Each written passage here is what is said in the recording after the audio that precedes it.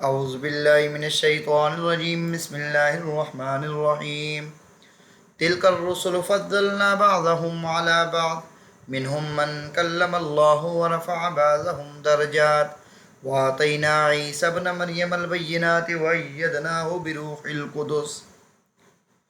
سورہ البقرہ تیسرے سپارے کی ابتدا ہے اور دوسرے سپارے کی آخری آیت کریمہ کا ایک ٹکڑا یہ تھا، تلک آیات اللہ نتلوها علیک بالحق وانک لمن المرسلین، کہ یہ اللہ کریم کی آیات ہیں، ہم ان کو آپ پر پڑھتے ہیں ٹھیک ٹھیک اور بے شک آپ ہمارے رسولوں میں سے ہیں۔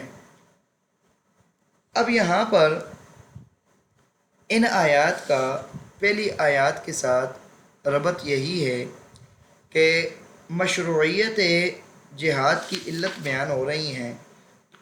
پہلی علت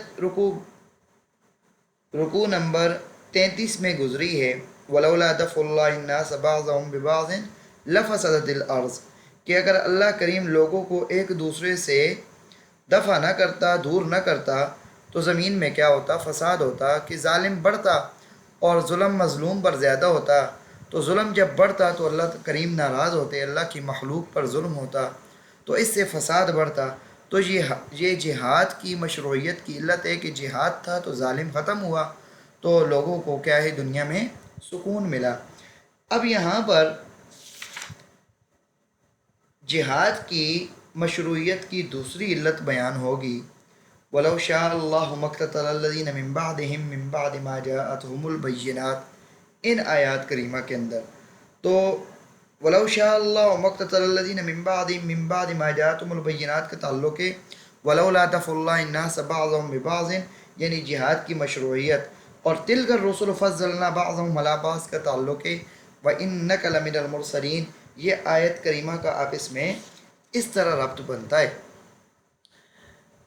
اب یہاں سے تِلْکَ الرُّسُلُ فَضَّلْنَا بَعْضَهُمْ عَلَىٰ بَعْضٍ، اس کا ربط ما قبل کے ساتھ اس طرح بنتا ہے کہ قرآن مقدس کی جو سابق آیت تھی ان میں یہ تھا کہ جتنے بھی ماضی کے واقعات ہیں وہ آپ نے منہن بیان کیے ہیں، تو یہ اس بات کی دلیل ہے کہ آپ اللہ کے سچے رسول ہیں، کیونکہ اتنا پرانا واقعہ گزرا ہوا آپ بعینی ہی بیان کر رہے ہیں، تو یہ غیب سے آپ کے ساتھ تعاون ہے اور اللہ کریم کی طرف سے آپ کو وحی ہوتی ہے، یہ آپ کی صداقت کی نشانی ہے اور اس پر دلیل ہے۔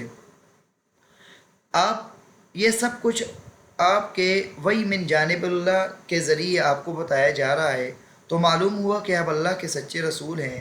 آپ کے ذکر مبارک کی مناسبت سے اس کے بعد فرمایا تِلْکَ الرُّسُلُ فَضَّلْنَا بَعْضَهُمْ عَلَىٰ بَعْضٍ، کہ باقی انبیاء علیہ السلام کا ذکر فرمایا اور ساتھ ہی یہ فرمایا وَلَٰكِنِ اخْتَلَفُوا، یہاں سے لے کر یَفْعَلُ مَا یُرِیدُ تک قتال کی دوسری علت بیان فرمائی، یعنی ہم نے تمام رسولوں کو فضیلت اور برتری عطا فرمائی، بعضوں کو بعض پر فضیلت دی، لیکن اس تفاوت درجات کے باوجود ان سب کا دین ایک ہی تھا۔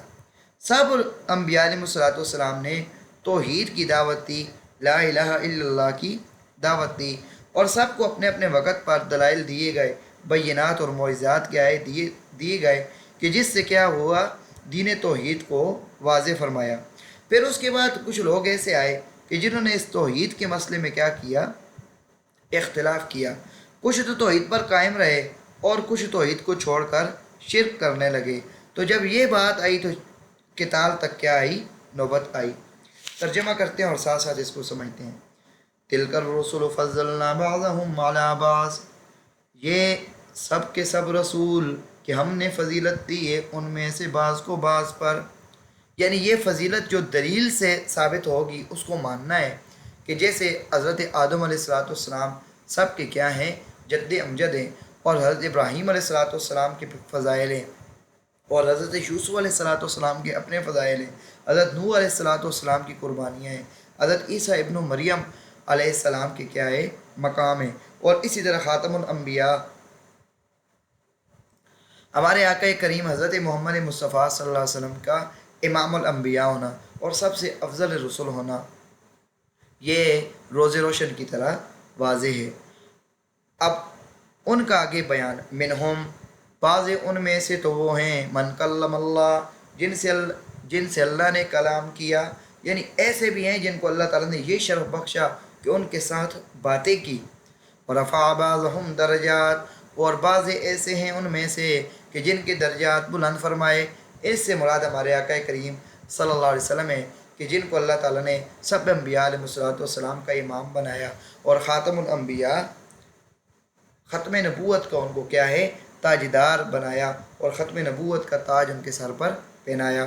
وَآتَيْنَا عِيسَى ابْنَ مَرْيَمَ الْبَيِّنَاتِ، اب ساتھ ساتھ کیا ہے ان عموم کے اندر تخصیص آ رہی ہے، اور ہم نے دی عیسیٰ جو کہ مریم کے بیٹے تھے ان کو البینات کھلی نشانیاں معجزات، وَأَيَّدْنَاهُ بِرُوحِ الْقُدُسِ، اور ہم نے ان کی تائید کی پاکیزہ روح کے ساتھ۔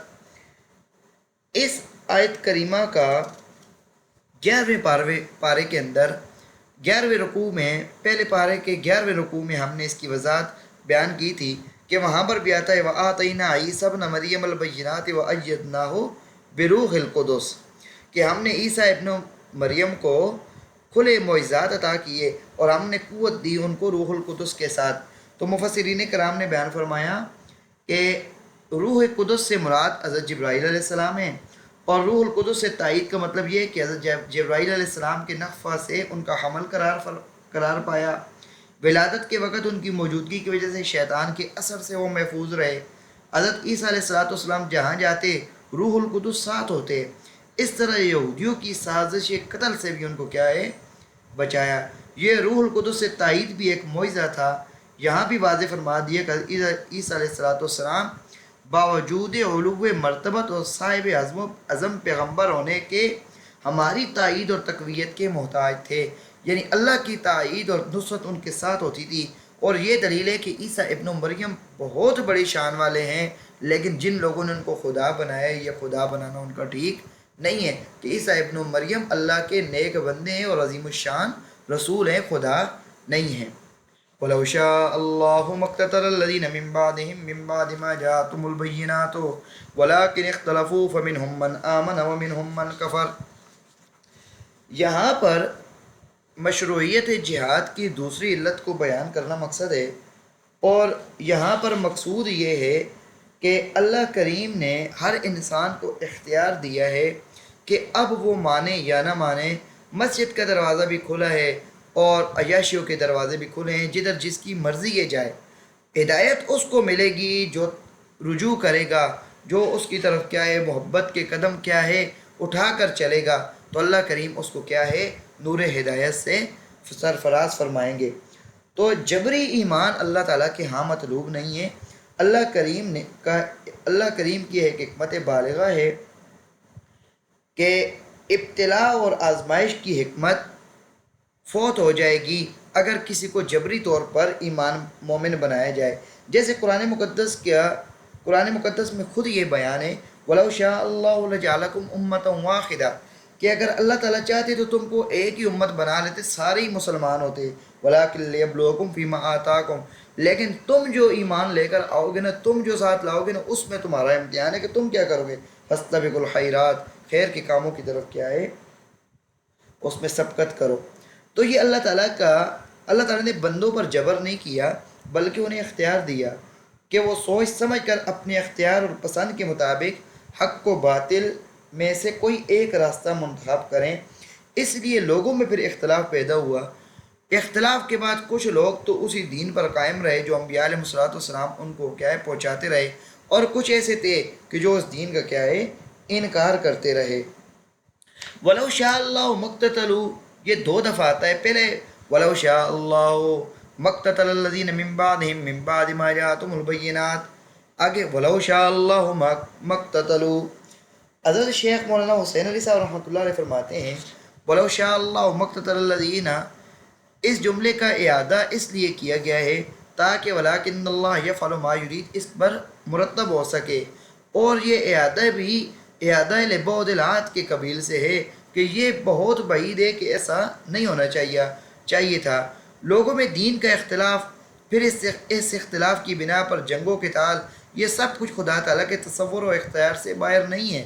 اگر وہ چاہتا تو اس اختلاف اور باہمی قتال کو روک سکتا تھا، لیکن اس نے چاہا کہ لوگوں کو ایک راہ پر چلنے پر مجبور نہ کیے جائے، بلکہ انہیں موقع دیے جائے کہ وہ اپنے اختیار سے جو بھی راہ چاہیں اختیار کریں۔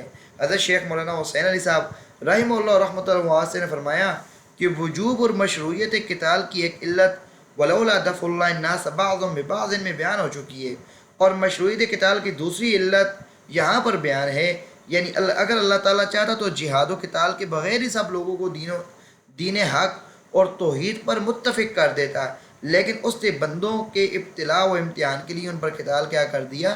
واجب کر دیا۔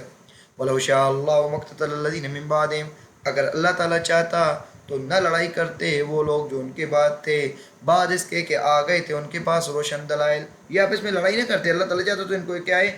ایمان کی جبری مومن ان کو بنا دیتا۔ ولیکن اختلفوا، لیکن انہوں نے اس مسئلے میں اختلاف کیا جو انبیاء علیہ السلام ان کو پہنچاتے رہے۔